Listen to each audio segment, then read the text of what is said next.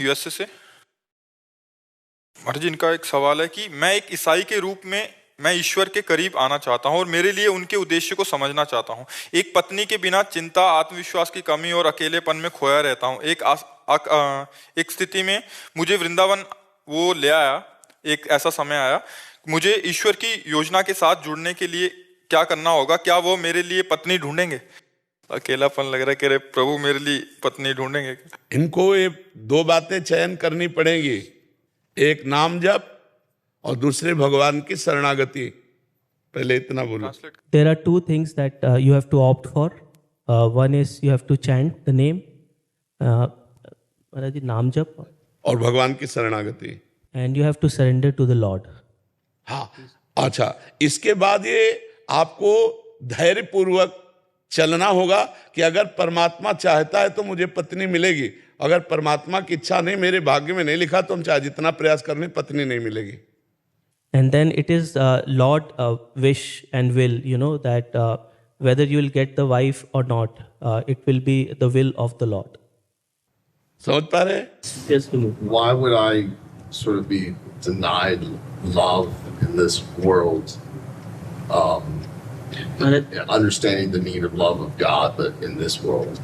महाराज ये पूछ रहे हैं कि इनको भगवान का प्यार क्यों नहीं मिला, वो उसको ये अलग फील कर रहे हैं, भगवान का प्यार क्यों नहीं मिला इनको? क्योंकि इनके वो पुण्य नहीं रहे। पुण्य, सुकृत, जो अंग्रेजी में आप उसको ट्रांसलेशन करें कि आपके भाग्य में वो पुण्य नहीं था, इसलिए आप उसका अनुभव नहीं कर पाए।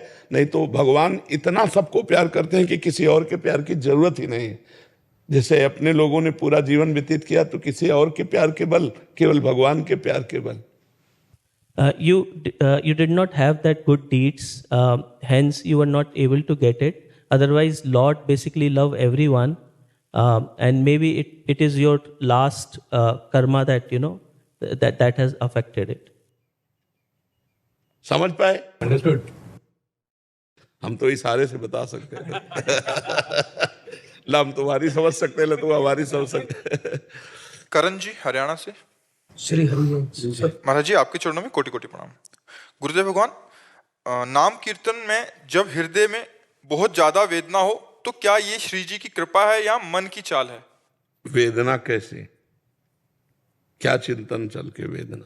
गुरुदेव, अपने पिता का शरीर छूटा 6 महीने पहले, उससे पहले जब भी कीर्तन होता था तो श्री जी का ध्यान, अब जैसे कीर्तन में जब श्री जी का आपका स्मरण है तब बीच में उनकी वो आ जाती, तो ये कभी मन भटका था? हाँ, भटकाना है, क्योंकि वो आपके दर्शन करके गए और 1 महीना हॉस्पिटल है, उन्होंने राधा नाम कीर्तन हमने पूरे परिवार ने किया, उन्होंने शरीर छोड़ा। ऐसी बात है, मोह हर जगह बाधा पहुंचाता है। अब वो चले गए तो चले गए, क्या चिंतन करना? नहीं, वैसे चिंतन नहीं होता। जैसे बीच में एक वो हॉस्पिटल के कोई, तो उसमें क्यों उसको डिलीट करो, उसको तुरंत काटो। जब हम सच्चिदानंद प्रभु का कीर्तन कर रहे हैं तो फिर उसे तुरंत काटो। मोम जननी जनक बंधु सुत दारा, तन धन धाम सुहृद परिवारा, सबकी ममता ताग बटोरी, मम पद मन ही बांध बर डोरी। जब हमको ये पता है कि इस लोक का नाम मृत्यु लोक है, सबको यहाँ से जाना है, एक निर्धारित समय है सबका जाने का, चला गया तो हमारा उससे स्वार्थ संबंध, इसलिए पीड़ा होती है। नहीं, अभी मानो पता चले कि 5 लोग मर गए, आपको क्या फर्क पड़ेगा? कहीं एक्सीडेंट हुआ, 5 लोग में, आपको क्या फर्क पड़ेगा? फर्क पड़ेगा तब अगर उसमें जीजा मौसा कोई भी है जिससे हमारा संबंध है, तो हमें दुख हो जाएगा। नहीं, हमें कोई दुख नहीं होगा। हमें दुख तब होता है जब अपना संबंध किसी से है और फिर वो जब मरता है। तो हमको ये ज्ञान रखना चाहिए, परमार्थ के पथिक है, कि इस लोक का नाम मृत्यु लोक है। यहाँ सबकी एक समय सीमा है और उस सीमा के अंतर्गत उसको मरना होगा। चाहे सीमा है 28 वर्ष की अवस्था, तो भरी जवानी में मरना होगा उसको। इसका नाम मृत्यु लोक है। तो हम लोग इस बात के लिए तैयार रहें कि हमारा शरीर और हमारे संबंधियों का शरीर एक नियत समय के लिए है और वो जाएगा। तो हम क्या करके जा रहे हैं, वो क्या करके जा रहा है, यही खास बात है। जा रहा है ये तो सबको आना जाना है, लेकिन क्या करके जा रहा है? अब जैसे बताया, राधा नाम लेके गए, हाँ, ये भगवत मार्ग के लिए बहुत उत्तम बात रही कि अंतिम समय भगवान का स्मरण करके गए।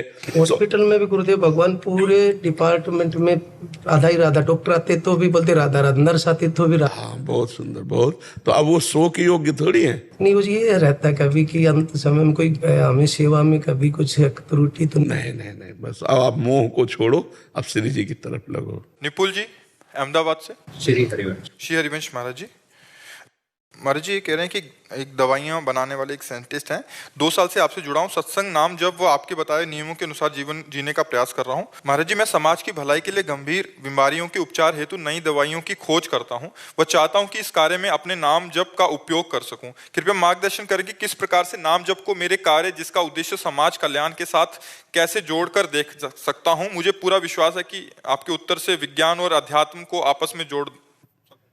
हमारी जब बुद्धि पवित्र होती है और प्रवीण होती है, 2 बात समझना।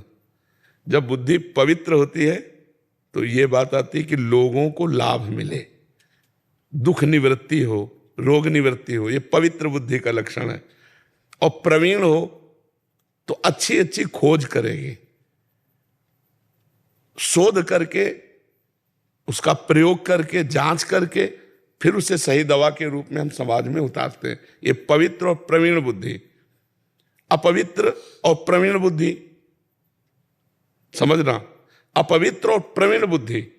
अपवित्र बुद्धि वो प्रवीणता पूर्वक ठीक वैसे डुप्लीकेट बनाएगा और रुपया निकालेगा। लोग मरे या लोगों को दुख हो उसे कोई मतलब नहीं, पर प्रवीण है उसकी बुद्धि, क्योंकि आपकी प्रवीणता को ठीक नकल कर रहा है, इसलिए बुद्धि प्रवीण है लेकिन अपवित्र है। तो हमारी बुद्धि पवित्र और प्रवीण हो और समाज के लिए हम कोई ऐसा कार्य कर सके जिससे उनकी दुख की निवृत्ति हो और उसमें हम धैर्यपूर्वक चल सके, इसके लिए हमारे अध्यात्म बल की जरूरत है। अध्यात्म बल के बिना हम परोपकार में टिक नहीं सकते। परोपकार का मतलब पानी पिला दिया और दोबारा हम उसकी तरफ देखे नहीं, वो हमारी तरफ देखे नहीं। तो ये क्षमता जो आती है परोपकार की शुद्ध क्षमता, कि अगर मुझे जरूरत पड़े तो पैसा लगा करके, दवा बना करके गरीबों में बंटवाऊंगा, जो बीमार है उनको दूंगा, अगर वो हमें फीस दे सकते हैं तो ठीक, नहीं दे सकते तो फिर ही दूंगा। ये परोपकार की क्षमता भगवान की तरफ से आती है और भगवान की कृपा का अवलोकन करना, उसमें डूबना, ये नाम जप से होता है। नाम जप करो, पवित्र आहार करो, सत्संग सुनते रहो और समाज में ही भगवान बैठा हुआ है। वो केवल मंदिर में नहीं बैठा हुआ, वो सबके हृदय मंदिर में बैठा हुआ।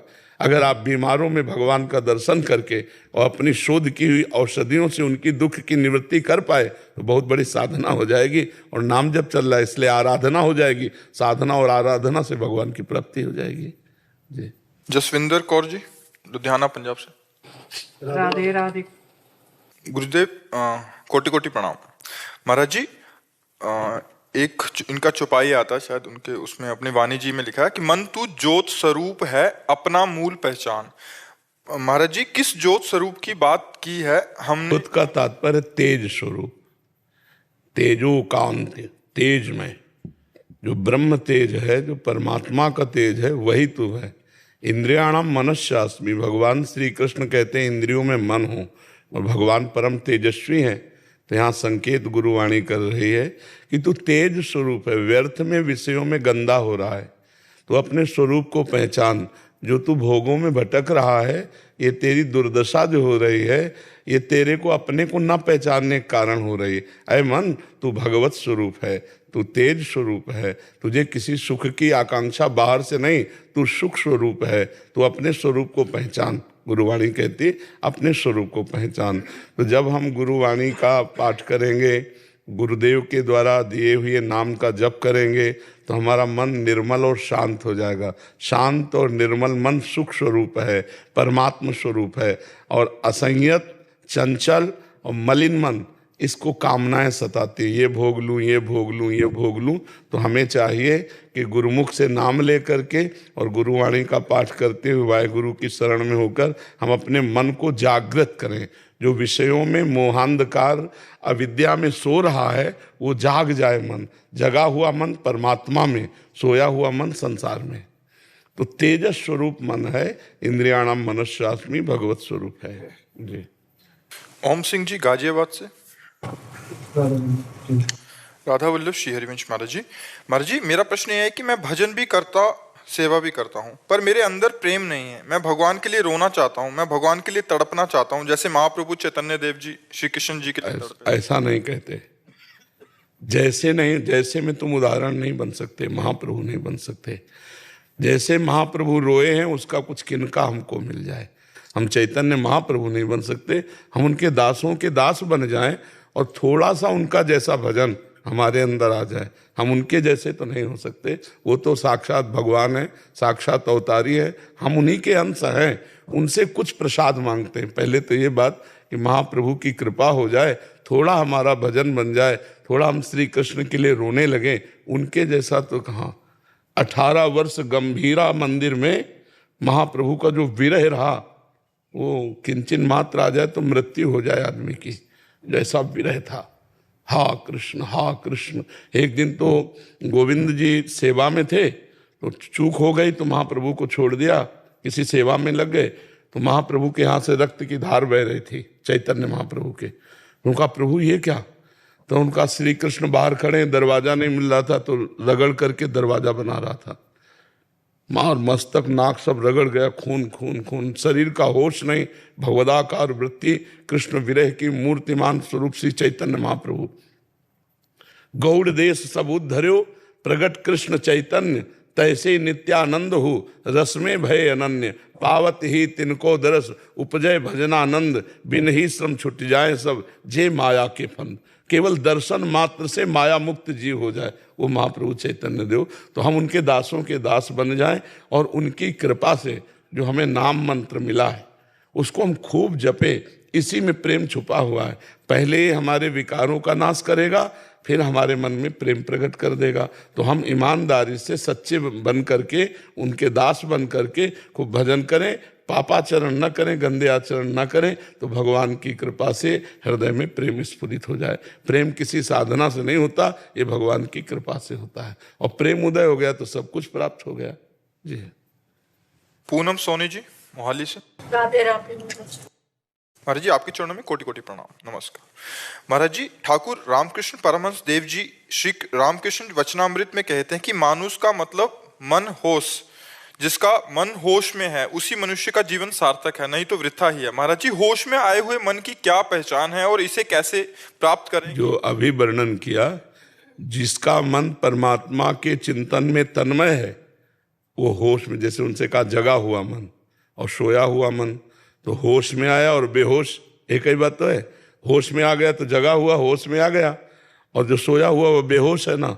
तो जगा हुआ किसका प्रश्न है? जगा हुआ मन का तात्पर्य है जो हर समय परमात्मा में लगा रहता है, जो भोगों का संकल्प विकल्प करता है। 5 ज्ञानेंद्रियों के द्वारा भगवान ने गीता जी में कहा, मना खष्टान इंद्रियाणी प्रकृति स्थानिकल सती। जो हमारी श्रवणेन्द्रिय है, नेत्रेंद्रिय है, रसेंद्रिय है, त्वगेंद्रिय है, घ्राणेन्द्रिय है, ये 5 ज्ञानेंद्रियां हैं। इन 5 ज्ञानेंद्रियों के द्वारा मन शब्द स्पर्श रूप रस गंध इसका भोग करता है। जब तक शब्द स्पर्श रूप गंध का भोग करेगा मन, तब तक बेहोश मन है। और जब इनसे हटकर परमात्मा में स्थित हो जाता है तब ये होश में आ गया, तब मनुष्य जीवन सार्थक हो गया, मोक्ष का अधिकारी हो गया। मनुष्य जन्म का फल है इस आवागमन से मुक्त हो जाना, और वो तभी तो होता है जब मन भगवदाकार हो जाता है। विषयाकार मन बंधन का कारण, भगवदाकार मन मोक्ष का कारण। विषयाकार मन सोया हुआ, भगवदाकार मन जगा हुआ। विषयाकार मन बेहोश, भगवदाकार मन होश में। समझ पा रहे आप? महाराज जी आपने अपने सत्संग में दिनचर्या में सुमिरन, सत्संग, स्वाध्याय, समाधि को शामिल करने का उपदेश दिया है। महाराज जी समाधि का अनुभव कैसे करें? वह तो बहुत उच्च अवस्था है। नहीं, किसी बात को उच्च अवस्था मानकर हम छोड़ दें ये हमारी कमी होगी। हाँ, किसी भी बात को, किसी स्थिति को हम उच्च अवस्था मानकर छोड़ दें हमारी कमजोरी होगी। हमारे लिए ही तो हर अवस्थाएं बनी है। समाधि का तात्पर्य है चित्त की वृत्ति ही उदय ना होना। एक जैसे आप गाढ़ निद्रा में सोए हैं तो उसमें सुसुप्ति है। ठीक समाधि में जगे हुए पुरुष की ऐसी स्थिति होती है, वो जागृत है, सुषुप्ति में नहीं है। पर उसकी स्थिति ऐसे ही गाढ़ निद्रा जैसी, कोई संकल्प विकल्प नहीं, कोई चिंतन नहीं, एकमात्र भगवान। गाढ़ निद्रा में जैसे कुछ नहीं, स्वप्न में जैसे पूरा संसार आ जाता है। समाधि जागृत स्वप्न सुषुप्ति तीनों से परे है, वो तुरीय अवस्था है। अब वो वाणी के द्वारा वर्णन नहीं की जा सकती चूंकि अनुभवगम्य है, पर इशारा इतना है जैसे सुषुप्ति में कोई मन का संकल्प नहीं उदय होता, सुषुप्ति में गाढ़ निद्रा में कोई चिंतन नहीं होता, ऐसे समाधि में भगवान के सिवा कोई चिंतन नहीं, कोई स्फुरना नहीं, कोई चंचलता नहीं, एकमात्र भगवान में स्थित, उसे समाधि कहते हैं। चित्तवृत्ति का निरोध करके परमात्मा में स्थित हो जाना समाधि कहते हैं। संकल्प विकल्प मन का रहित हो जाना, बुद्धि का परमात्मा में निश्चय हो जाना, अहम का परमात्मा में लय हो जाना, मन का परमात्मा में तदाकार हो जाना, ये समाधि है। पर है ऊंची स्थिति, पर ऊंची स्थिति हमारे लिए ही तो बनी है। अगर हम प्रयास करें गुरु की शरण में होकर तो हमको प्राप्त हो सकती है। जी कृष्णा अग्रवाल जी। राधे राधे गुरु जी। राधे राधे महाराज जी। महाराज जी, मैं कॉलेज का स्टूडेंट हूँ। जब जीवन में प्रतिकूलता आती है तो मैं राधा रानी जी के तप से स्थिर प्रज्ञ रहने की कोशिश करता हूँ, परंतु शरीर स्थिर प्रज्ञता की स्थिति में ज्यादा लंबे समय तक के लिए नहीं रह पाता। और स्थिर प्रज्ञता को ज्यादा लंबे समय के लिए कैसे साधा जाए महाराज जी, तथा इसके क्या क्या गुण विद्यार्थी के दैनिक जीवनचर्या में होने चाहिए? पहली बात तो है, सुबह उठो, 5 भक्तों को याद कर लो, तुम्हारे जो ध्यान में आते हो, 5 महापुरुषों को याद करके प्रणाम करो। धरती को प्रणाम करो, माता पिता को माथा रखकर प्रणाम करो, देवी सरस्वती को प्रणाम करो। इसके बाद कुछ जल पियो, थोड़ा टहलो, सोच जाओ, व्यायाम करो, अपनी पढ़ाई में लग जाओ। जो पढ़ाई है वो इस समय तुम्हारी पूजा है। फ्रेश होकर के जो अपना दिनचर्या की पढ़ाई है उसे पूरा किया और चलते हुए राधा राधा जपे। जब स्कूल जा रहे हैं राधा राधा, जब लौट रहे हैं तब राधा राधा, बीच में पढ़ाई में जब खाली बैठे हैं तब राधा राधा। और जब प्रतिकूलता आए तो उसे सहना सीखो, ऊबना नहीं, घबराना नहीं। तो नाम जप करते करते हंसते हंसते प्रतिकूलता को सह जाओगे। बड़ी बड़ी प्रतिकूलताएं छू नहीं सकती भगवान का जब सहारा होता है। इसलिए नाम जप करो और अपनी दिनचर्या को पूजा समझो। और ये गर्लफ्रेंड बॉयफ्रेंड वाले चक्कर में मत पड़ो नाम जप करते हुए। और ये सब गंदी बातें नहीं। अभी तुम्हारा पढ़ाई तपस्या है, जैसे साधु महात्मा का तपस्या भजन ना, अभी तुम्हारी तपस्या है। अगर तुम इधर उधर चित्तवृत्ति लगाओगे तो तुम्हारी तपस्या खंडित हो जाएगी। अच्छे विद्यार्थी बनो, भारत के किसी योग्य पद पे जाओ, समाज की सेवा करो। और विपत्तियां, संकट, संघर्ष, ये हमें पूरे जीवन लड़ना है। कोई एक विपत्ति थोड़ी है, कदम कदम पे विपत्तियां, संघर्ष हैं, उनसे हमें लड़ना है, उससे हमें पार करना है। ठीक है। अर्पणा सिंह जी।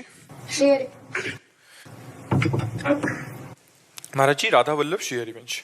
बाबा, आपने सत्संग में कहा था कि जैसे अपना घर किसी और के नाम लिखने के बाद उसकी मकड़ी और जाले भी उसी के नाम हो जाते हैं, उसी तरह अपने आप को श्री जी के शरणागत करने के बाद ये चिंता नहीं करनी कि हम में क्या कमियां हैं, श्री जी संभाल लेंगी। हमने भी बाबा वाचिक ही अपने आप को श्री जी को समर्पित कर दिया है, परंतु ये भी डर लगता है कि कहीं परंतु शब्द क्यों लगा? परंतु शब्द क्यों लगा? किसका प्रश्न है? परंतु शब्द क्यों लगा? शरणागति कलंकित कर रहे हो फिर। लेकिन परंतु अगर मगर कहीं ऐसा वैसा ये सब नहीं होता। अब गला कट जाए तो भी परंतु नहीं लगना है। जब हम श्री जी के सहारे हो गए तो परंतु क्या, फिर अपनी जिम्मेवारी क्या? मकान तो हमने समर्पित कर दिया, कीड़े मकोड़े भी समर्पित हो गए, परंतु अब परंतु शब्द की गुंजाइश कैसे हो गई जब शरणागति हमारी है? ये कह रहे हैं कि कहीं ये मन अपनी परमार्थ स्थिति को छुपाने के लिए बार बार ऐसा नहीं करता कहीं? नहीं, हम नाम जप करते हैं, भगवान के आश्रित हैं। यदि कोई विकार हमारे हृदय में है तो हम उसको देखते हैं कि श्री जी का हृदय है। मेरा अधिकार नहीं है न विकार के अनुसार चलना, न विकार हटाने की सामर्थ्य, दोनों मेरे में नहीं। मैं विकार के अनुसार चल नहीं सकती जैसा विकार प्रेरित कर रहा है, और विकार को मैं हटा नहीं सकती। हे शरणागत प्रतिपाल स्वामिनी, आप देखिए, विकार के अनुसार चल नहीं सकती, क्योंकि विकार के अनुसार चलना शरणागति का दोष है। श्री कृष्ण अनुकूलेन प्रतिकूलस्य विसर्जनम, श्री कृष्ण के अनुकूल चलना, उनके प्रतिकूल का त्याग करना, यह शरणागत का लक्षण है। तो विकार प्रतिकूल चलाते हैं, तो मैं प्रतिकूल चलूंगी नहीं, जो जलन होगी उसको सहूंगी, पर हमारी हटाने की सामर्थ्य नहीं। इसलिए स्वामिनी आप देख लो, जब शरणागत में कोई समस्या आती है तो श्री जी के बहुत नजदीक होता है। ऐसे तो व्यवहार में भूला हुआ है, लेकिन वो बहुत नजदीक, हे स्वामिनी, हे करुणामयी आप संभाल। अब उनके प्रतिकूल आचरण करें तो हमें लगता है फिर हम ये नहीं कह पाएंगे कि हम शरणागत हैं। प्रतिकूल आचरण, शरण्य के प्रतिकूल आचरण कैसे हो सकता है? नहीं, हमको सहना पड़ेगा। हमारा मन कह रहा है ये खा लो, प्रतिकूल है तो हम नहीं खाएंगे। तो हे स्वामिनी मुझे सामर्थ्य दो कि मैं गलत प्रतिकूल आचरण ना करूं। ये उस समय हम रो रो के पुकारेंगे, हम उसमें नहीं छोड़ देंगे कि हम तो शरणागत हैं, जिधर जा रहे हैं ऐसा नहीं। तो ये बात समझनी पड़ेगी जी। सौरभ शर्मा जी। गुरुदेव आपके चरणों में दंडवत प्रणाम। गुरुदेव, भगवान श्री कृष्ण जी कहते हैं कि किसी भी मनुष्य को दिल में कोई भी चाहत या कामनाएं रखकर जीवन यापन नहीं करना चाहिए, क्योंकि कामना ही पाप का कारण है। ऐसा करने से कभी जीव की मुक्ति नहीं होती। अलग अलग क्षेत्रों में अलग अलग वर्णन है। भगवान ने 4 प्रकार के भक्तों का वर्णन किया है।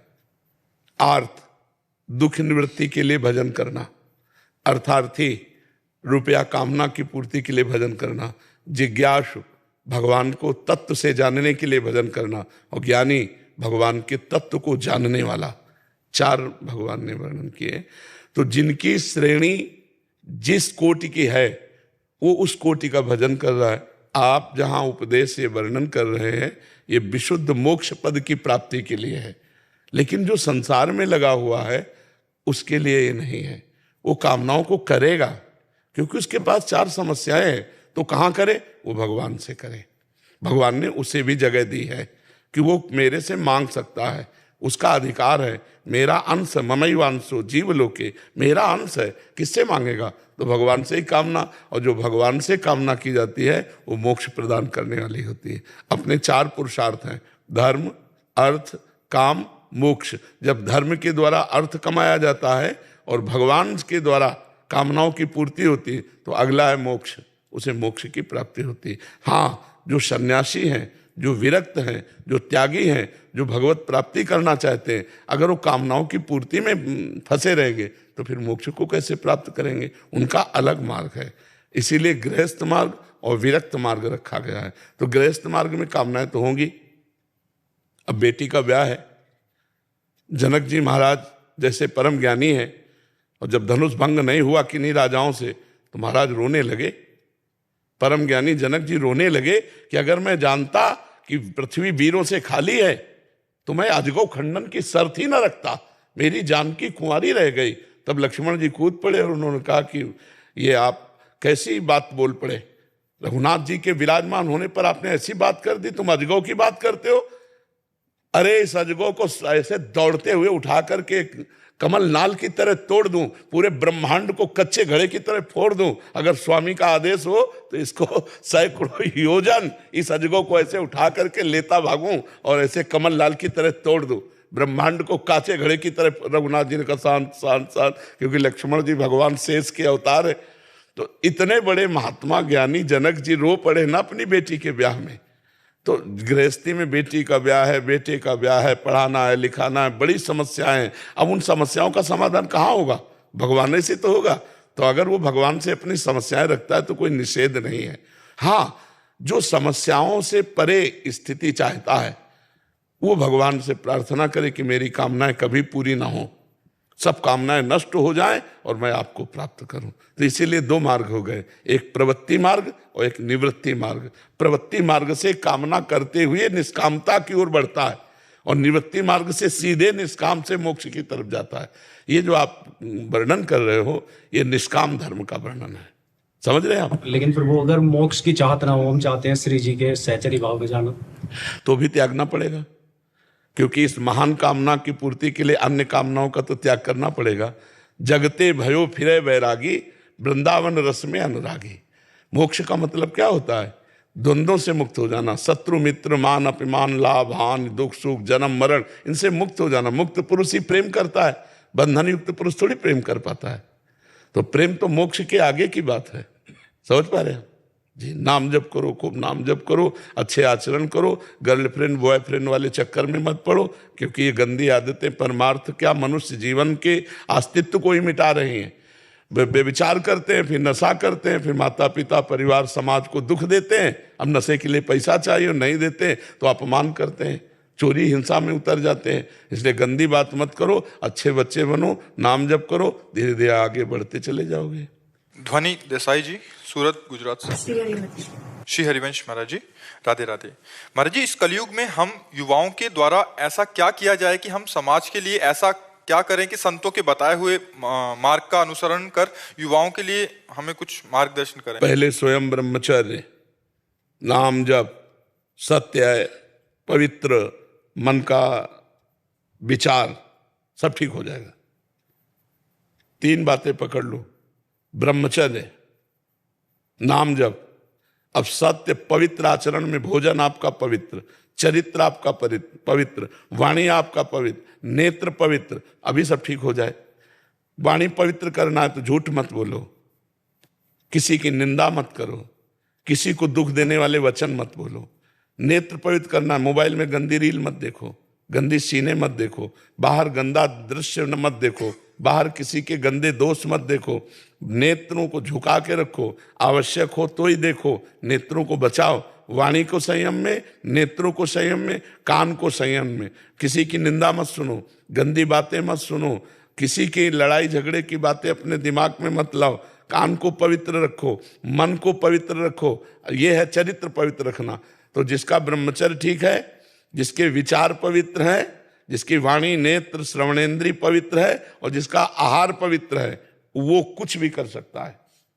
वो समाज के लिए, अपने लिए, सबके लिए कर सकता है। और जो ब्रह्मचर्यहीन भ्रष्ट आचरण वाला है, मनमानी भोजन पाने वाला है, जहां जैसे मन आया, और मनमानी आचरण करने वाला है, वो ड्रामा कर सकता है, समाज सुधार नहीं कर सकता। वो ड्रामा कर सकता है, समाज सुधार का ड्रामा करके अपनी वासनाओं का पोषण कर सकता है, वो समाज सुधारक नहीं हो सकता। पहले खुद सुधरे, फिर समाज को सुधारने की योग्यता आती है। महाराज जी, बहुत बार ऐसा देखा गया कि मतलब हमारे अंदर प्रेरणा तो हो गई कि समाज सुधार करना है, बट अपने में आचरण नहीं है। असल बात समाज है क्या, हमें ये समझना पड़ेगा। ये हमारे भगवान हैं, पहले हमारी दृष्टि सुधरे। सब रूपों में भगवान, सिय राम मैं सब जग जानी, करो प्रणाम जोरी जुग पानी। अब हमसे कोई पूछता है कि हम अमुक अपना सुधार चाहते हैं, हम उसको उत्तम सलाह दे देते हैं। अगर हम सुधरे हुए हैं तो वो सलाह उसके दिमाग में छा जाएगी, वो सुधर जाएगा। पहले हम सुधरें, पहले हम भगवत प्राप्ति करें, पहले हम महान बने, तब हम दूसरों को महान बना सकते हैं। अब केवल ऐसे कि आप ऐसे चलो, फिर नहीं ऐसे होता, उसका असर नहीं होगा। बिल्कुल असर नहीं होगा। कोई उपदेश देने के पहले अपने में योग्यता होनी चाहिए। हम दूसरे को त्याग का उपदेश करें, खुद भोग में रत रहें, वो उपदेश काम नहीं करता है। तो हम समाज सुधारना चाहें, अपने को सुधारा नहीं तो क्या होगा। बहुत से ऐसे समाज सुधारने की धारणाएं होती है कि हम अपनी वासनाओं का पोषण करते हैं समाज सुधारना की भावना की आड़ में। दूसरे के परोपकार का बोर्ड लगा करके हम अपनी वासनाओं की पूर्ति करते हैं, रुपया लेकर के, सम्मान लेकर, कहीं ना कहीं। लेकिन अगर अपनी वासनाओं को मिटा के समाज सुधारने की बात हो, ऐसा कोई बिरला होगा जो कष्ट सह करके अपनी इंद्रियों को संयम में रख करके परोपकार की भावना वास्तविक रखता है। हम उस प्रणाम करते हैं उस समाज सुधारक को। ऐसा कौन हो सकता है हमारा? वही हो सकता है जो भगवान का आश्रित है, भगवान का भक्त है, जिसे भगवान का भरोसा है और जो भगवान को प्रसन्न करना चाहता है, वही ऐसा मतलब लक्ष्य प्रभु हो। हाँ, तो फिर सब हो। हाँ, तब हो सकता है। अगर भगवान को प्रसन्न करना नहीं तो कहीं ना कहीं कुछ भी हम करें, हम उपदेश करें, प्रवचन करें, कुछ भी करें, अगर भगवान की प्रसन्नता नहीं है तो रुपये की प्राप्ति, मान प्रतिष्ठा पूजा की प्राप्ति, उसके लिए हम मान का त्याग कर देंगे। मान के लिए इतने बड़े त्यागी, ये भी तो मान है। बड़ा सूक्ष्म विषय है। भगवान की प्रसन्नता जिसका लक्ष्य है कि हर समय भगवान देख रहा है, मैं जिसके साथ जो बर्ताव कर रहा हूं वो परोपकारी है। और जो भगवान को लक्ष्य में नहीं रख रहा तो धन, मान, प्रतिष्ठा, यश, कीर्ति, ये उसका लक्ष्य होगा। भगवान लक्ष्य नहीं होंगे और इससे परोपकार होगा नहीं। परोपकार का नाटक होगा, परोपकार नहीं हो सकता। अब वो दिखाई दे रहा है परोपकार, लेकिन यदि हम भगवान की प्रसन्नता और जीव की सेवा का भाव रखते हैं तो धन्य है। और अगर हम उससे अर्थ उपार्जन या मान प्रतिष्ठा रखते हैं तो वो व्यापार है, परोपकार नहीं है। पाप का इरादा भी नहीं है फिर भी पाप हो जाता है इंसान से, क्यों जी? पाप का इरादा नहीं है, लेकिन सुख बुद्धि जहां है वहां पाप हो जाती है। जैसे हमारा इरादा नहीं है कि हम किसी को पीड़ा पहुंचाएं, लेकिन सुख बुद्धि है भोगों में, तो पाप हो ही जाएंगे। हमारा इरादा नहीं है कि हम किसी के साथ गलत आचरण करें, लेकिन हमारी जब सुख बुद्धि है, ध्यान देना, सुख बुद्धि है तो पाप हो जाएगा। चाहे जहां सुख बुद्धि हो, धन में, स्त्री में, कहीं भी सुख बुद्धि हो। जैसे शराब में है, पीने का इरादा नहीं है पर सुख बुद्धि है तो पी लोगे, खाने का इरादा नहीं पर सुख बुद्धि है तो खा लोगे। नहीं, हमारी सुख बुद्धि नहीं तो हमें जीवन में कभी एक बूंद नहीं रखा, कभी उसको टच नहीं किया, अभक्ष्य पदार्थों को, कभी गंदी बात टच नहीं की, क्योंकि हमारी बुद्धि, सुख बुद्धि भगवान में है, सुख बुद्धि भोगों में नहीं। और जहां सुख बुद्धि है तो ऐसा लगता है कि मैं बिल्कुल नहीं चाहता था, कोई भूत जैसा हमारे दिमाग में आया और करवा बैठा। लगता है कि नहीं, यार मैं ये तो नहीं चाहता था, पहले नहीं चाहता था और बाद में भी जलन है, पता नहीं ऐसा क्यों हो गया, सुख बुद्धि होने के कारण हो गया। समझ पा रहे हैं जी? जयेश जी, जी गुरुदेव आपके चरणों में कोटि कोटि प्रणाम। महाराज जी, सत्संग और आपके वीडियोस देखने से निरंतरता बनती है, लेकिन जिन वाक्यों की वजह से निरंतरता बनती है वो स्मृति से चली जाती हैं। निरंतरता दृढ़ करने के लिए फिर क्या करें महाराज? बार बार अभ्यास, अभ्यास योग युक्तेन चेतसा नान्यगामिना। हम बार बार अभ्यास करें। तो आप देखिए, जब अभ्यास नहीं करते थे तब 1 मिनट भी भजन नहीं होता था। अब अभ्यास करने लगे तो 10 मिनट होने लगा, 10 मिनट में 20 बार मन भागा, 20 बार भागा। अब अगली बार हम जब अभ्यास करेंगे तो 18 बार भागेगा, फिर 15 बार, फिर धीरे धीरे एक दिन ऐसा आएगा कि 10 मिनट प्योर भजन होगा, शुद्ध भजन होने लगेगा। तो अभ्यास के दौरान जब अभ्यास करते हैं तो एक कुआं में शिला रखी जाती थी, उस पर रस्सी का चिन्ह बन जाता था, करत करत अभ्यास के जड़मत होत सुजान, रस्सी आवत जात ही शिल पर होत निशान। तो जब हम बार बार राधा राधा रटेंगे, कृष्ण कृष्ण रटेंगे, तो हमारे मन में उसका निशान क्यों नहीं बन जाएगा? मन फिर जपने, और जब मन से भजन होने लगा वही सच्चा भजन हो जाता है, मन से भजन होना। तो अभ्यास करो, हारो मत। एक दिन हमने, रोज सुना करो, रोज सुनोगे तो नई नई अनुभूति आती है। एक दिन हमने वर्णन किया था कि जब हम भजन करते हैं तो मन अपनी रील चला रहा है साथ में, ये हमारी भजन की रील चल रही और ये मन की रील चल रही। उसमें कुछ अच्छे विचार, कुछ गंदे विचार, कुछ राग के, कुछ द्वेष के, कुछ भूत के, कुछ भविष्य के आते हैं। साधक क्या करता है, अपने भजन की रील छोड़ देता है और उस रील में फंस जाता है। तो ये कहता है यार बहुत परेशान कर रहा है मन। हम कह रहे हैं तुम बगल वाली रील को देखो ही मती, वो अंदर मन में जो भरी हुई है वो सब खाली हो रही, क्योंकि नाम जब चल रहा है, भजन चल रहा है, तो वो अनंत जन्मों का भरा है। इसलिए हो सकता है 1 करोड़ काम के मैसेज हो, केवल 1 करोड़। तो अब आपने 500 डिलीट किए, 1 करोड़ है, तो आपको लगेगा वही काम वही काम, इसका मतलब कोई लाभ नहीं मिल रहा। लाभ मिल रहा है, तुम्हें पता नहीं कि तुम्हारे करोड़ मैसेज हैं, इतने मैसेज डिलीट, और जब पूरे डिलीट हो जाएंगे तो निर्मल हो जाएगा मन, और जहाँ निर्मल हुआ तो भगवान का साक्षात्कार हो गया। इसलिए अभ्यास करो, हारो मत। वो जो मन की गड़बड़ी है उसको निकलने दो, वो निकल रहा है, आ नहीं रहा है, खूब धैर्यपूर्वक इसमें चला जाता है, परमार्थ में धैर्यपूर्वक चला जाता है। इसमें उकताया हुआ पुरुष जल्दी हो जाए ऐसे नहीं होने वाला, क्योंकि बहुत जन्मों की सामग्री भरी, धीरे धीरे वो निकलती जाएगी, धीरे धीरे अच्छाई बढ़ती जाएगी। तो जहाँ बुराई खत्म हुई, अच्छाई अच्छाई रहेगी, वहाँ परमात्मा का अनुभव हो जाएगा। महाराज जी राधे राधे। महाराज जी, आपकी एक वीडियो में आपने बताया कि जो शिष्य अपने गुरु को त्यागता है उसका भला नहीं होता। हम कितने ही कोशिश करें उन सब व्यवस्थाओं को स्वीकार नहीं कर पा रहे हैं, ऐसे में मेरा क्या होगा? आप क्या क्या व्यवस्था? मतलब जो गुरुकुल में मैं रहा और जिन गुरुजी से मैं दीक्षा ली, वहाँ पर जो व्यवस्था हो रही है और जिस हिसाब से वहाँ पर पढ़ाया जाता है उसको स्वीकार नहीं कर पा रहे। हो सकता है महाराज जी कोई दो दर्शन हो गया। हाँ, ऐसा हो सकता जो गुरु ने मंत्र दिया है आपको, उस मंत्र पर श्रद्धा करके, गुरु को मानसिक प्रणाम करके दूरी बना लो। उपाय भी तो बताया है। जैसे कि वहाँ पर हर देवी देवता को एक तुच्छ माना जाता है, एक, और दूसरा ये कि किसी के बारे में वो टिप्पणी ना कीजिए। आपके प्रश्न का उत्तर मतलब केवल हम इतना कहते हैं कि अगर आपकी अश्रद्धा है गुरु जी के व्यवहार से ही तो है ना, तो हम गुरु जी पर श्रद्धा करके उनके मंत्र पर अश्रद्धा न करें, उनका मंत्र ले लें जो मिला हुआ है और दूर हटकर भजन करें, गुरु जी को रोज प्रणाम करें, उनकी निंदा ना करें। क्यों? निंदा करने से क्या हाथ मिलेगा? उन्होंने तो आपको दिया है, नाम दिया, उनकी चर्चा छोड़ दो, दूरी बना लो उनकी चर्चा। ये निंदा ही मानी जाएगी जो आप कह रहे हैं ना, इसे निंदा ही कहते हैं कि वो ये नहीं करते, वो ये नहीं मानते, वो ऐसा करते हैं। अब हम उस पर बोलेंगे तो वो निंदा ही हो जाएगी, अपने गुरु की निंदा। तो उसको नहीं बोलते हैं, हम उससे उपाय ढूंढते हैं कि हमारी गुरु से अश्रद्धा ना होने पावे, तो हम दूरी बना लेते हैं और जो गुरु ने नाम दिया, मंत्र दिया, जपते हैं और सत्संग हम उस महापुरुष का सुनते हैं जिससे हमारा मन लग जाए, हमारा इष्ट मिले, मन मिले, हम उनसे सत्संग सुन लेते हैं, मंत्र अपने गुरु का जपते हैं, बेड़ा पार हो जाएगा। गुरु की निंदा करने से फिर बात अलग हो जाती है। नहीं, क्यों निंदा करें, हम अपनी हानि क्यों करें? उन्होंने दिया ही तो है आपको, नाम दिया, मंत्र दिया, तो उसकी बराबरी में त्रिभुवन नहीं है। गुरु ने कहा राम जपो, अब इसके आगे क्या है? सब कुछ दे दिया गुरु ने, तो अब उनके व्यवहार को नहीं देखते, वो कुछ भी करें।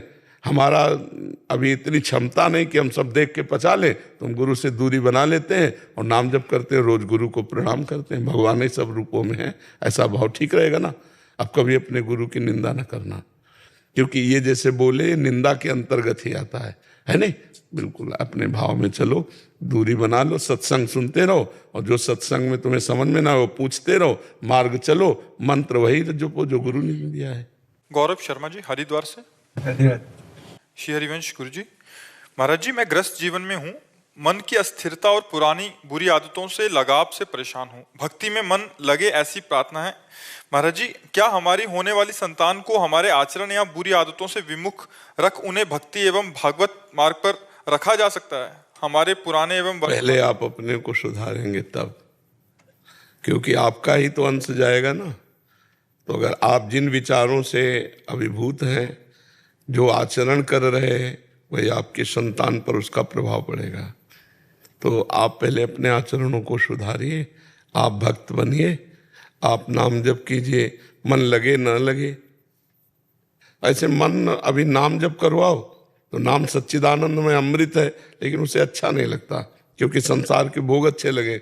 अगर अभ्यास करते जाओ, इसे और नाम जप करवाओ, तो आपका हृदय पवित्र हो जाएगा। फिर गंदी बातों के लिए मन चलेगा ही नहीं, गंदी बातों से घृणा हो जाएगा।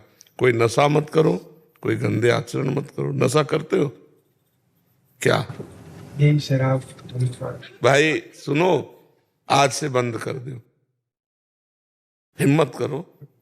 है मतलब कोई भगवान न करे कि कोई इसका निगेटिव स्वरूप आवे, तब आप बंद करो, तो अभी बंद कर दो। नियम लेते हो आज से? नियम पक्का? पक्का। तो कहो, आज मैं वृंदावन में शपथ लेता हूँ कि आज के बाद शराब नहीं पीऊंगा। आज मैं वृंदावन में शपथ लेता हूँ कि आज के बाद शराब और धूम्रपान कुछ नहीं करूँगा। बहुत सुंदर, बहुत सुंदर। भगवान मंगल करेंगे, भगवान मंगलमय है, उनका स्वभाव बड़ा करुणामय है, इसीलिए भेजा है। ठीक है, अब जो संतान पर प्रभाव पड़ेगा वो मंगल में पड़ेगा, क्योंकि हमारे जैसे आचरण होते हैं, हम जो खान पान करते हैं उसी से रक्त बनता है, रक्त से वीर्य बनता है, और वीर्य में वही परमाणु होते हैं जिसका जैसा होता है। तो अब हम अगर अच्छे विचार वाले हैं, अच्छे आचरण वाले हैं, तो हमारी संतान अच्छे विचार वाले होगी। महाराज जी, पहले से ही जैसे चल रहा था सब कुछ, अभी संतान तो प्राप्ति आशीर्वाद अब श्री जी का होने वाली है, मतलब 3-4 महीने बचे हैं बस। तो अब जैसे उसको रामायण सुनाओ, जो गर्भस्थ शिशु में है ना, उस माँ को रामायण सुनाओ, वो नाम जप करे, भगवान की पूजा करे, तो उसके संस्कार पड़ जाएंगे, उसके संस्कार पड़ जाएंगे। जी महाराज, ये बच्चे आए हैं गुजरात से, आपका आशीर्वाद, अभी नए बच्चे हैं जी। इनकी इच्छा थी कि आपका आशीर्वाद मिले और ये आप इनकी प्रेरणा स्रोत है, ये बड़ी खुशी की बात है। तो इनको आशीर्वाद रूपी कुछ वचन दे दीजिए कि जिससे आगे लोग अपना मार्गदर्शन करें। हम तो सबसे यही प्रार्थना करेंगे कि आप अपने चरित्र को पावन रखिए और नाम जप कीजिए और अपने बुजुर्गों के अनुशासन में रहिए। माता पिता, दादा दादी, इनको सम्मान कीजिए, इनके अनुशासन में रहिए। और आज का जो गंदा माहौल चल रहा है, इससे बचिए और अपने मित्रों को बचाइए। अपने जो सखी परिकर है या चाहे पुरुष से ही मित्रता क्यों न हो, गंदे आचरण मित्रता नहीं होते। मित्र वही है जो अच्छे आचरणों की तरफ ले चले, जो हमारे प्रति गंदा भाव रखे वो हमारा मित्र नहीं हो सकता, वो हमारा फ्रेंड नहीं हो सकता। जो शोषण की वृत्ति रखता है वो फ्रेंड नहीं होता, जो पोषण की वृत्ति रखता है उसे फ्रेंड कहते हैं। तो पहचानो, ऐसे लोगों से दोस्ती मत करो जो हमारे प्रति गलत भाव रखते हैं, और ऐसे दोस्तों को संभालो जो गलत भाव की तरफ जा रहे हैं। अगर हम ये चरित्र पावन रखे और नाम जप किए और गुरुजनों की आज्ञा में रहे तो हमारा जीवन बड़ा उज्जवल होगा। उज्जवल जीवन वाले बनो, पवित्र। देखो आज हमारे राष्ट्र में राष्ट्रपति पद पे स्त्री तो बैठी है, आज बॉर्डर पर संगीन लिए खड़ी हुई है, बॉर्डर पर खड़ी है लड़कियां, बिल्कुल कदम पे कदम मिलाए हुए खड़े हैं। और सबसे बड़े गौरव की बात है कि आज हमारा राष्ट्रपति भी स्त्री शरीरधारी तो है ना। तो इसलिए बहुत उन्नतिशील बन सकते हो यदि चरित्र पावन, भगवान के नाम का जप और अनुशासन। जिसके ऊपर अनुशासन नहीं है वो भ्रष्ट हो जाता है, वो नष्ट हो जाता है। अब माता पिता को इतना तो अधिकार है ना कि उनसे हम अनुमति लेकर के कार्य करें। बुजुर्गों को अनुभव होता है संसार का, तो वो जो बोलेंगे वो दूर देश की बात, और हम जो बोलेंगे नजदीक वर्तमान के भोग की बात देखेंगे, वो उसका परिणाम देखते हैं। तो हमें अपने बुजुर्गों के अनुसार चलना चाहिए। ठीक है। शादीशुदा जिंदगी के लिए आप क्या सच्चा मार्ग सजेस्ट? वैसे आज के समय में तो बहुत कठिन विषय हो गया है, क्योंकि आजकल कोई लड़का पवित्र जीवन यापन करने वाला और कोई लड़की पवित्र जीवन यापन करने वाली सैकड़ों में होंगी। हम ऐसा तो नहीं कहते कि नहीं होंगी, लेकिन सैकड़ों में होंगी।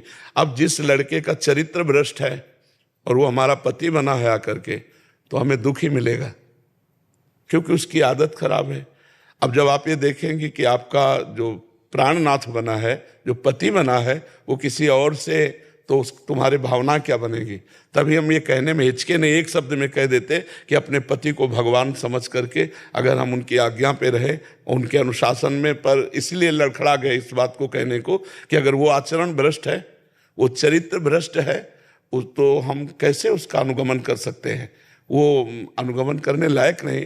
पर भगवान की कृपा से जिसको ऐसा पवित्र पति मिल जाए कि जो आपसे अनुराग करता हो और धर्म से चलता हो, तो उसे भगवान की तरह मानना चाहिए। और अपनी जो कुछ कमियां हैं, जैसे बात बात पे क्रोध आ जाता है, जैसे अपनी बात रखने का स्वभाव है, अपनी मांग पूरी करने का स्वभाव, इनको दबाना चाहिए। अगर सहज में पूरी हो जाती है तो हो जाती है, नहीं मुस्कुरा करके उत्तर देना चाहिए। अपनी वासनाओं को, अपनी भावनाओं को दबाना चाहिए और उनकी द्वारा की हुई गलती को क्षमा करने की भावना रखे, तो लंबे समय तक हमारा संबंध सुदृढ़ बना रहेगा। महाराज जी, आज सुबह भी आपसे बात करना चाह रहे थे। कल भी आप आए थे और जने साथ लेके आए थे। बड़ा हार्दिक इनका वो था कि महाराज जी, जो आप सुबह यात्रा, पहले जो पद यात्रा 2 बजे करते आते थे, उससे भक्तों को बहुत सुख मिलता था और सारे ब्रिजवासी को बहुत सुख मिलता था। तो अगर आप पुनः महाराज जी उसको कर दें, तो हमने तो कल बोल दिया था कि हम महाराज जी से प्रार्थना करेंगे, बट आज सुबह भी और अभी हमको बस जब वो विरोध सुनने को मिला, तो देखो हमारा कार्य है सबको सुख देना, हम किसी को दुख नहीं दे सकते। अच्छा आप देखो, लाखों लोग बाहर के आते हैं, कोई कीर्तन कर रहा है, कोई नाच रहा है। हमें तो लगता है कि धाम के लिए तो महा उत्सव है, पर अगर किसी को दुख लगे तो हम सब बंद कर सकते हैं। हम दुख देने के लिए नहीं, हम सबको सुख दे। और ब्रजवासी तो हमारे आराध्य देव हैं, वो हमें गाली दें तो भी हम सर झुका के उनके सामने रहेंगे। हम एक शब्द नहीं कहा, एक शब्द भी ऐसा नहीं। और हम उनका भी, अभी कल वो आए थे, उन्होंने कहा कि वो सब आना चाहते हैं, हमका स्वागत है, आप आओ, हम दुपट्टा चुनरी उड़ाएंगे, हम हाथ जोड़ेंगे। महाराज जी का में ऐसा है जी कि 1000 आदमी पद यात्रा में जो यहाँ के ब्रजवासी लोग जी, बोले में तो ऐसा होना है कोई ब्रजवासी को आपकी यात्रा ते दुख है या कुछ भी। हम NRI ग्रीन के बगल में मेरा निजी स्थान है जी जी, और दोनों टाइम हम दर्शन करते हैं महाराज जी आपके जी। और इतने भक्त आते हैं, जैसे मैं बक्कल हम आश्रम पे आए, हमने देखा उत्तराखंड से आए, उनको दर्शन नहीं मिले भीड़ वाली जी, बहुत निराश थे, 2 दिन हो गए उनको जी जी। और ब्रजवासी को तो ऐसा कबू है ना, ब्रज में तो संतन की धरोहर और प्रेमानंद अब हमारे ब्रज की धरोहर है। आप पे आरोप तो कोई ऐसा है ही ना जो महाराज जी को जो ढोल नगाड़े बजना या संकीर्तन की नगरी है महाराज जी। कीर्तन तो ब्रज में कीर्तन होगा, कीर्तन की संतन की नगरी में कहीं भी चले जाओ, जो भी संतन की नगरी है कीर्तन होगा, भजन संध्या भी होगी जी जी। और यहाँ आदमी सिर्फ तपस्या के लिए और नाम के लिए, ठाकुर जी के नाम के लिए। बिल्कुल। ये हमारे वृंदावन वहाँ के बिहारी राधा रानी सरकार, श्री जी सरकार की धरोहर जमीन, यहाँ पर अगर कोई या चीज में बाधा डालेगा तो कोई ब्रजवासी या चीजों को सहन ना कर पाएगा। ब्रजवासी नहीं है जो विरोध कर रहे हैं संत का। हाँ। वो ब्रजवासी हो ही नहीं सकता। जी जी। अब वो जो संत का विरोध कर रहा है वो ब्रजवासी कैसे हो सकता है? जी जी। आप बताओ। हाँ, पर हम तो उनको भी नमस्कार करते हैं, उनको भी प्रणाम करते हैं।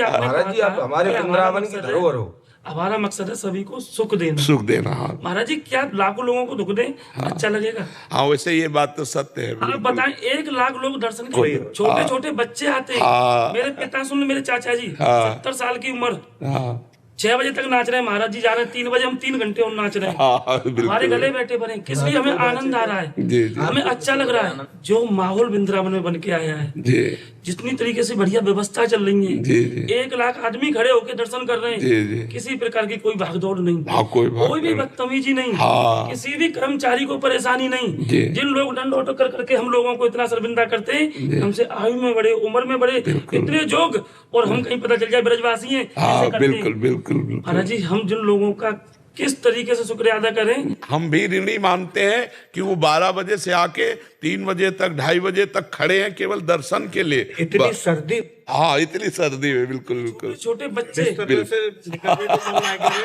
परिवर्तन महाराज जी, छोटे छोटे बच्चन में हम परिवर्तन देख रहे हैं। राधा राधा राधा राधा। अपने से बच्चे उनकी कहने की जरूरत नहीं, अपने आप घूम रहे आशीर्वाद है। हैं। और जो आपने मर्यादा से कही है वो है जो कि यहाँ इतने ही लोग हैं जो नहीं कि हजारों की संख्या में जी कल महाराज जी के एक कहने पर जी वापस चले गए। हम 5 लोग आगे भेजे उन्होंने कि आप जाओ, केली कुंज की मर्यादा भंग नहीं हो जाए, हम लोग न्याय इंतजार कर रहे हैं। कल महाराज जी बहुत सारे जने आए थे वही प्रार्थना करने के लिए। आपने प्यार करो हमसे, पर अब ऐसी आंख मत मोड़ो कि पहले आपने आदत डाल दी है, फिर ऐसा नशा चढ़ाई दियो, हमारे नशा के बिन रह ना सके। जी जी। नहीं, अब बिल्कुल प्रेम है गो बाबा, बखिया मत मोड़ो। नहीं, आपका आना ही काफी, हम कल से शुरू करते हैं। कल ठीक 2 बजे अपने गेट से निकल पड़ेंगे।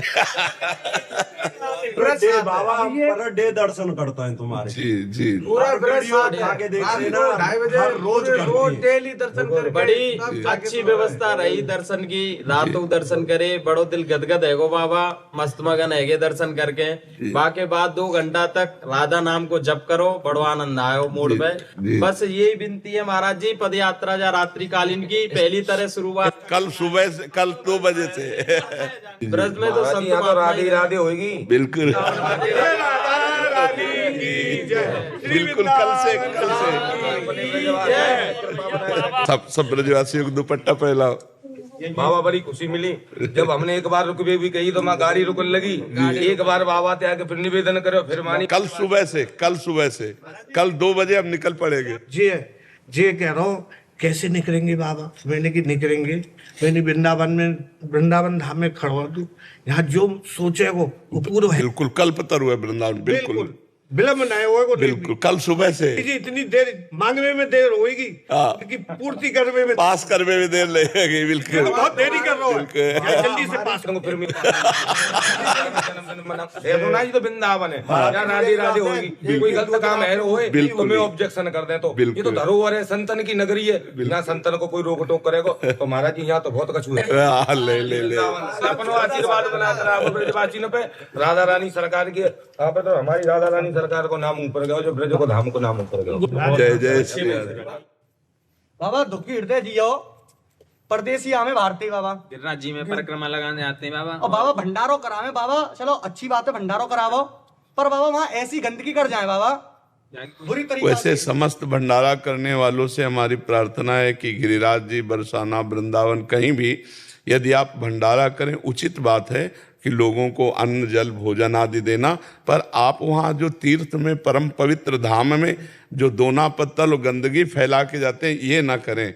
आप वहाँ उसकी सफाई करें, जैसा था वैसा ही सफाई करके यदि आप छोड़ के जाएंगे तब तो आपको पुण्य मिलेगा। यदि आप गंदगी करके मचा के वहाँ जाएंगे, लघुशंका, दोना पत्तल, ये पवित्र स्थान है, आपके पुण्य नष्ट हो जाएंगे। इसलिए सबसे वहाँ गाय रहती है, गाय भी उसको खाती है झूठे को, हाँ, कैसे पुण्य होगा? बिल्कुल बिल्कुल अपराध कमाने आते हैं। बिल्कुल बिल्कुल। लेकिन वो जानते नहीं, पुण्य करना चाहते हैं पर वो जानते नहीं, इसलिए उनका सुधार।